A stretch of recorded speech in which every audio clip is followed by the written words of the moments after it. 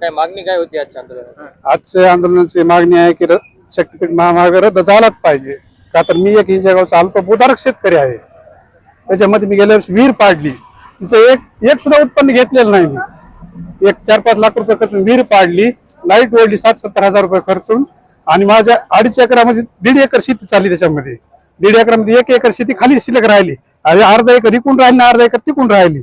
आता या जमिनीचं करायचं काय? सरकार त्याचा मोबदला देणार का राहिलेल्या जमिनीचा? आज तुम्ही बळजुगरीने घेता आमची 1.5 एकर शेती. राहिलेल्या 1 एकरचं काय करणार कोण?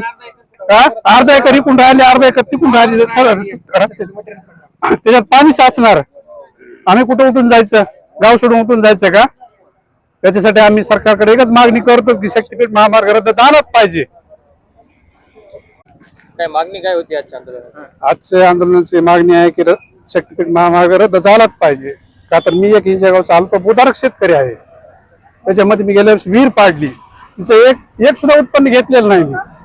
मी 4-5 लाख रुपये खर्चून विहीर पाडली, लाईट ओढली 60-70 हजार रुपये खर्चून, आणि माझ्या 2.5 एकरामध्ये 1.5 एकर शेती चालली. त्याच्यामध्ये 1.5 एकरामध्ये 1 एकर शेती खाली शिल्लक राहिली, आणि अर्धा एकर इकून राहिली ना अर्धा एकर तिकून राहिली.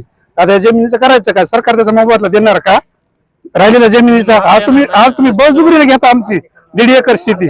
राहिलेल्या 1 एकरचं काय करणार कोण? अर्धा एकर इकून राहिले, अर्धा एकर तिकून राहिली. त्याच्यात पाणी साचणार. आम्ही कुठं उठून जायचं? गाव सोडून उठून जायचं का? त्याच्यासाठी आम्ही सरकारकडे एकच मागणी करतो की शक्तीपीठ महामार्ग रद्द झालाच पाहिजे.